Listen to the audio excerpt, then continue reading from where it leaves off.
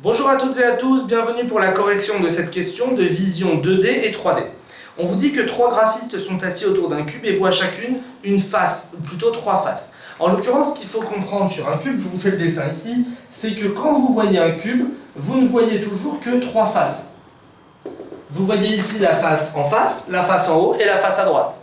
De manière plus précise, on peut dire qu'on voit toujours trois faces, mais on ne voit jamais deux faces qui sont face à face.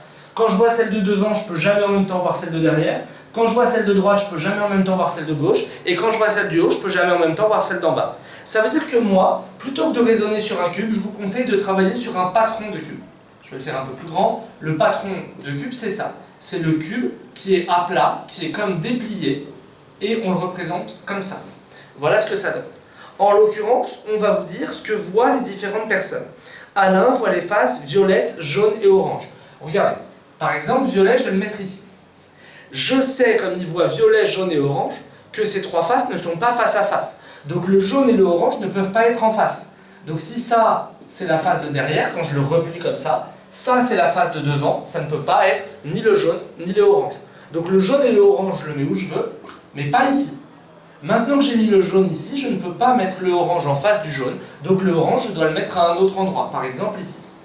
Maintenant, ce que je vous conseille de faire, je vais effacer le cube que j'avais dessiné tout à l'heure, ce que je vous conseille de faire à ce moment-là, faites-le, c'est de redessiner à côté un autre patron.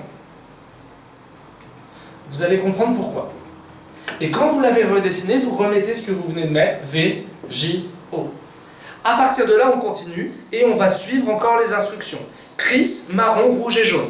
Parmi les trois qui me sont donnés, il y a déjà le jaune. Donc vous êtes d'accord que marron et rouge ne peuvent pas être en face de jaune. Donc marron et rouge vont forcément là et là.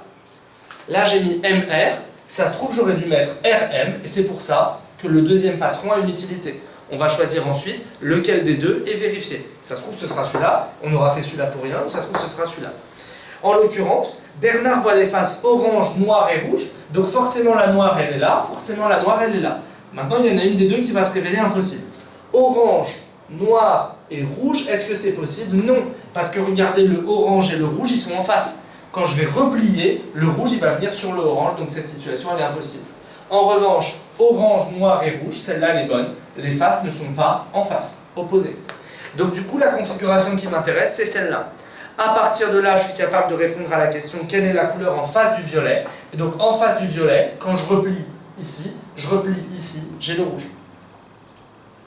La bonne réponse, c'était donc rouge. Voilà pour la résolution de cette question. N'hésitez pas à consulter nos autres vidéos. Bon courage et à bientôt.